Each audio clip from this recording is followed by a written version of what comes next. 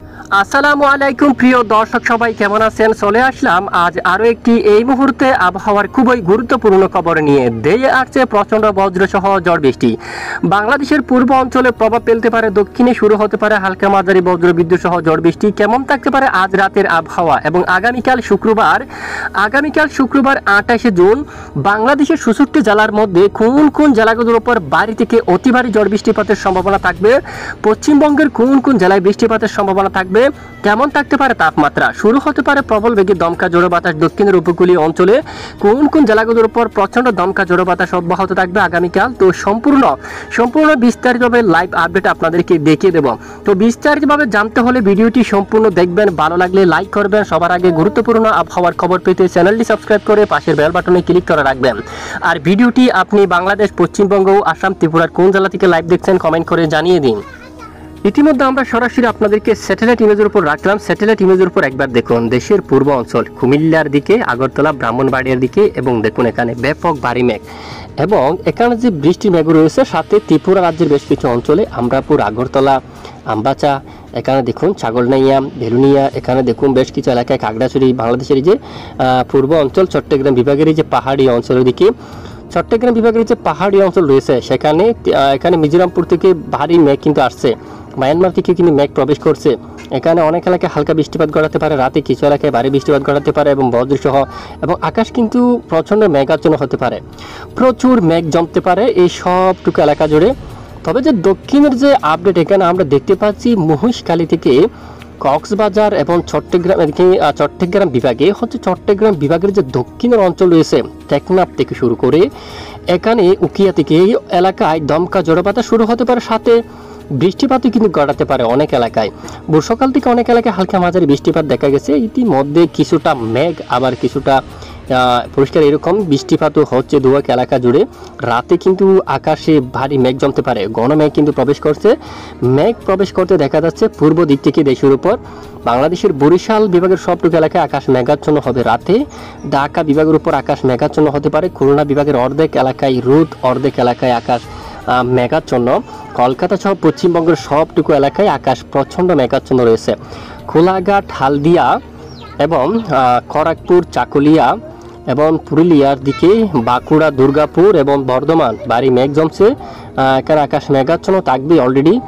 এবং যে বৃষ্টি, যে কোন দিকে বৃষ্টি সেটি আমরা একটু দেখি। পশ্চিমবঙ্গের দিকে যে দেখি দুর্গাপুর সহ গোচাকারা, বোলপুর সহ এদিকে সোনামুখী অঞ্চলে ব্যাপক মেঘ তৈরি হচ্ছে এবং এখানে অনেক এলাকায় ভারী থেকে অতি ভারী বজ্রসহ বৃষ্টিপাতে কিন্তু থাকতে পারে।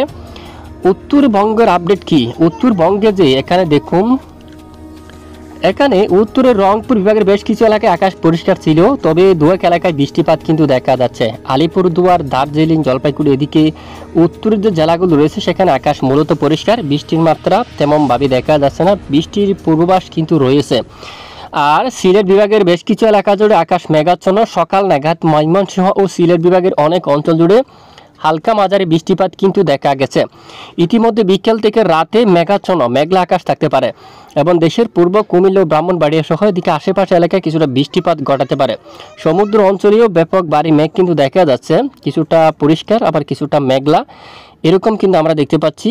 ঝড়ো বাতাস শুরু হতে পারে আজ আগামীকাল থেকে এখানে দক্ষিণের বেশ কিছু এলাকায় এমনি দমকা বাতাস থাকতে পারে, সমুদ্র কিন্তু উত্তাল থাকতে পারে, তা আমরা সম্পূর্ণ আপনাদেরকে দেখাবো একটু একটু করে।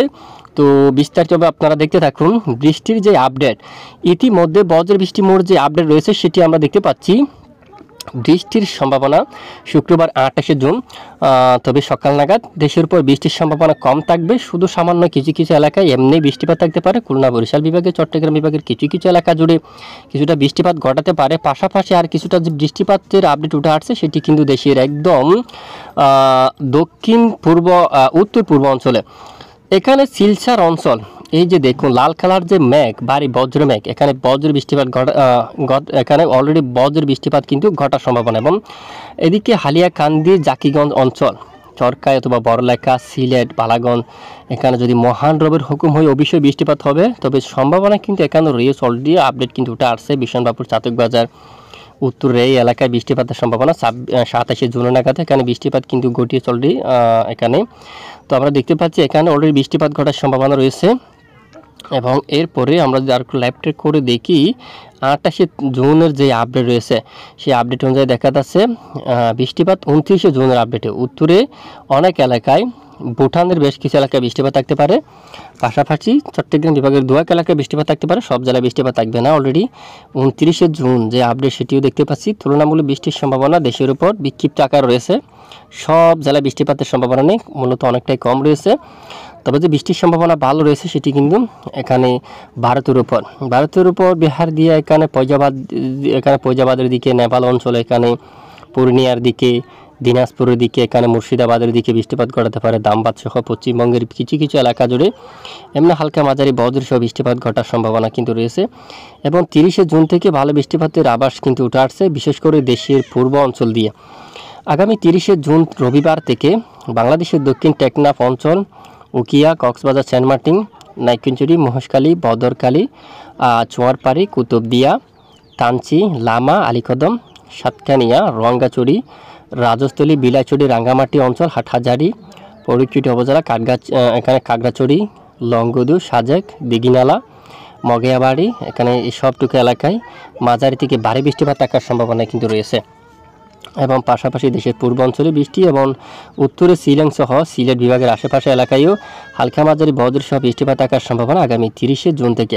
এবং বেশ কিছু এলাকায় আকাশ প্রচণ্ড মেঘাচ্ছন্ন থাকতে পারে। 30শে জুন ব্যাপক আকার আকাশ মেঘাচ্ছন্ন থাকতে পারে রাজ্যের বেশ কিছু অঞ্চলে, পশ্চিমবঙ্গের দিকে বৃষ্টি এবং সোমবার 1 তারিখ নাগাদও ভালো বৃষ্টিপাতের সম্ভাবনা দক্ষিণের বেশ কিছু অঞ্চল জুড়ে, উপকূলীয় অঞ্চল, এদিকে দেখুন চট্টগ্রাম বিভাগের বেশ কিছু এলাকায় সোমবার 1 তারিখ নাগাদ ভালো বৃষ্টিপাতের সম্ভাবনা, উত্তরবঙ্গে রংপুরে, তারপর আলিপুরদুয়ারে, শিলিগুড়ি, গোলাপাড়া অঞ্চলে, রংপুরে বেশ কিছু এলাকায়, রাজশাহী বিভাগের কিছু কিছু এলাকায়, ময়মনসিংহ, সিলেট বিভাগের কিছু কিছু এলাকায় বজ্রসহ বৃষ্টিপাত থাকতে পারে। তো এবার আমরা দেখে নেব যে বাংলাদেশের কোন কোন জেলাগুলোর উপর কত ডিগ্রি সেলসিয়াসের মধ্যে তাপমাত্রা থাকতে পারে। ইতিমধ্যে তাপমাত্রা বাংলাদেশের কিছু এলাকায় মৃদু তাপপ্রবাহ বয়ে যাচ্ছে, বাংলাদেশ আবহাওয়া অধিদপ্তর থেকে বলা হয়ে গেছে। তো শুক্রবার 28শে জুন থেকে তাপমাত্রা আরও অনেকটাই কমতে পারে। দেশ থেকে দেখা যাচ্ছে যে তাপমাত্রা 33-34 এরকম থাকতে পারে। এখানে রাজশাহী বিভাগের বেশ কিছু এলাকায় 33-এ তাপমাত্রা কিন্তু দেখা যাচ্ছে, 1-2 ডিগ্রি হেরফের থাকতে পারে, বেশ আর কম। এবং রংপুরে, এদিকে দিনাজপুর, এখানেও 32-33 এরকম। আর সরিষাবাড়ি, ময়মনসিংহ বিভাগের বেশিরভাগ এলাকায় 29 থেকে 30-31 পর্যন্ত থাকবে। সিলেটে 30-31, কুমিল্লাতে 31 থেকে 32 পর্যন্ত, এবং এখানে চট্টগ্রাম বিভাগে 30 এবং 31-32 পর্যন্ত থাকতে পারে একাধিক এলাকা জুড়ে। বরিশাল বিভাগের সবটুকু অঞ্চলে যে তাপমাত্রা উঠে আসছে সেটি যদি আমরা একবার দেখি, 31 এবং 32 পর্যন্ত থাকবে। খুলনাতেও 30 আশেপাশে অঞ্চলে, আর একটু 1 ডিগ্রি বা 2 ডিগ্রি বেশ কম এরকম। রাজশাহীতেও কিন্তু দেখা যাচ্ছে 33 এরকম। পশ্চিমবঙ্গের কলকাতাতে 31-32 এরকম। খাগড়াছড়ি, এখানে খড়গপুরে 30, বা পূর্ব মেদিনীপুর, পশ্চিম মেদিনীপুরে 32-33 এরকম। এখানে নদিয়া, উত্তর 24 পরগনা, এখানেও 31 বা 32 এরকম। ধানবাদে 34। আর এদিকে যদি আমরা চলে আসি, এখানে গায়া অঞ্চলে 38 পর্যন্ত সর্বোচ্চ তাপমাত্রা। রাঞ্চি, পুরুলিয়া এদিকে তাপমাত্রা পারও রয়েছে প্রায় 33 বা 34 পর্যন্ত। 28শে জুন শুক্রবার নাগাদ তাপমাত্রা অনেকটা হ্রাস পেতে পারে। এবং 29শে জুনের যে তাপমাত্রা সেটি আমরা দেখতে পাচ্ছি, ঠিক তেমন তাপপ্রবাহ কিন্তু নেই, তাপমাত্রা কিছুটা কমছে। তাপমাত্রা কমলে কী হবে আমরা একটু দেখব এখান থেকে ব্যবসা গুমট গরম রয়েছে কিনা।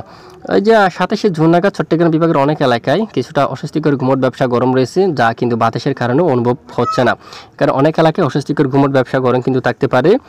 তো এখান থেকে আমরা যদি দেখি দমকা বাতাস শুরু হতে পারে। এবং আগামী মূলত দেখুন শুক্রবার 28শে জুনের আপডেটে এখানে ভালো বাতাস কিন্তু শুরু হতে পারে, দমকা জড়ো বাতাস শুরু হতে পারে। তা একবার আমরা আপনাদেরকে বায়ু মোড়ে গিয়ে দেখাবো। তার আগে যে এইটির মধ্যে দেখব যে ভারতের আইএমডি থেকে কি আপডেট দেওয়া হলো।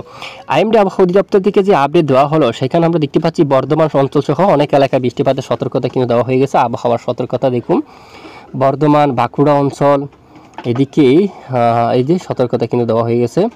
তারপর এদিকে দুর্গাপুর সহ এখানে খড়গপুর, চাকুলিয়া, জামশেদপুর এসবটুকু এলাকার জন্য বৃষ্টিপাতের সতর্কতা দেওয়া হলো। বাংলাদেশের বেশ কিছু এলাকায় আকাশ মেঘাচ্ছন্ন, সাথে বৃষ্টিপাত। এখানে ত্রিপুরার উপর বৃষ্টিপাতের সম্ভাবনা, উদয়পুর এখানে বজ্রসহ ভারী বৃষ্টিপাত থাকতে পারে। চিলচার, আমবাসা, কুয়াই, আগরতলা এবং ব্রাহ্মণবাড়িয়াতে আসতে পারে। বর্ধমান এখানে অনেক এলাকায় বৃষ্টিপাতের আভাস দিল আইএমডি আবহাওয়া অধিদপ্তর। এরই মাঝে আমরা পাশাপাশি দেখে নেব এখান থেকে যে দমকা বাতাস শুরু হতে পারে আগামীকাল থেকে আগামী 28শে জুন শুক্রবার এই যে বাতাসের দমকা হাওয়া শুরু হতে পারে দক্ষিণের উপকূলীয় অঞ্চল জুড়ে।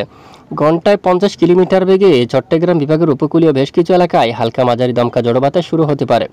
এরই মাঝে কক্সবাজার উপকূলীয় অঞ্চল, টেকনাফ এবং চকরিয়া এবং চট্টগ্রাম, পরিচিত উপজেলা এবং সন্দ্বীপ, হাতিয়ার দিয়ে সেনবাগ এই অঞ্চল দিয়ে প্রবেশ করতে পারে। গত কয়েকদিন দেশের উপর বাতাসের গতিমাত্রা খুবই কম থাকলেও মূলত শুক্রবার 28শে জুন থেকে বাতাসের গতিমাত্রা কিছুটা বাড়বে।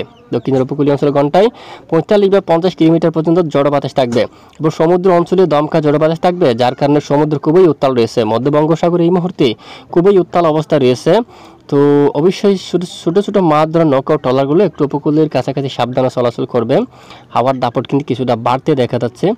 আর বৃষ্টিপাতের সম্ভাবনা রয়েছে আগামী 30শে জুন থেকে এই যে নতুন মাসের শুরুতে দেশের অনেক এলাকায় হালকা মাঝারি বৃষ্টিপাত ঘটার সম্ভাবনা। তো সঙ্গে থাকবেন, আমরা আপনাদেরকে বড় কোনো ধরনের দুর্যোগ আসলে আপনাদেরকে জানাবো। এ হচ্ছে এই মুহূর্তের আবহাওয়ার গুরুত্বপূর্ণ রিপোর্ট। এটুকু সঙ্গে থাকার জন্য ধন্যবাদ।